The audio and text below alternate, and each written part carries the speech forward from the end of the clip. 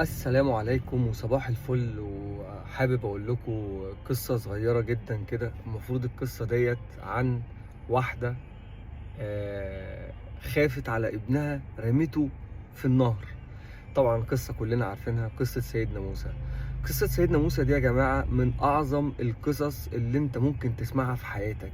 فيها كمية عبر وفيها كمية حاجات أنت مش آدمية إنك حد ممكن يصدقها. إن خايفة على البيبي بتاعها تعمل صندوق خشب وترميه في البحر.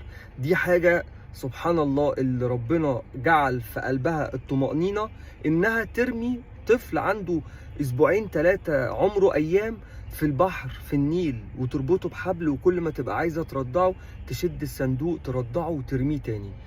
طيب في الاخر بقى القصة دي كلها ايه اللي حصل فيها؟ اللي حصل فيها ان الطفل دوت يعتبر هو اللي عاش في قصر الملك، اللي هو عامل نفسه اله، اللي هو فرعون. والمفروض ان هو شافه وهو بياكل وبيشرب، بيخش الحمام، بيقعد مع اهله، قاعد بالهدوم العادية. فما بقاش خايف ان هو يواجهه او يقول له انك انت طبعا مستحيل تكون اله.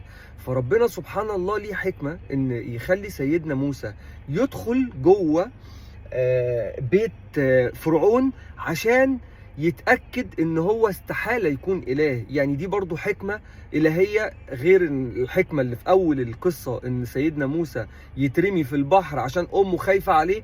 الحكمة بقى الاقوى منها ان هو شافه ان هو انسان بشري عادي جدا، بياكل ويشرب ويقعد مع اهله وكذا وكذا، فاستحالة ده يكون اله، استحالة. يعني هو شافه بأبسط حالاته. لكن الناس اللي بره القصر شايفاه دايما لابس ذهب، دايما لابس اللبس بتاع الملوك، بيطلع مثلا بحاجه كده ما حدش بيشوف وشه. لكن لما سيدنا موسى يدخل معاه جوه البيت ويشوفه عايش ازاي، فيتجرأ ويقدر يقول له انت استحاله تكون اله، الهك ربنا، انت مش اله، الناس دي ما ينفعش تعبدك، لا اله الا الله، كذا كذا. فطبعا الرساله ديت لناس كتير جدا انك انت ما تستهونش بالحاجة اللي جوه الحكمة او جوه الحاجة الباطنة. ما تاخدش بالمظاهر او ما تاخدش بالظاهر ان دي رمت ابنها في البحر فهي قلبها جامد، او تستهون بان طفل جابوه فهو خلاص هو هيبقى خادم عندهم. لا، ده بالعكس، ده بقى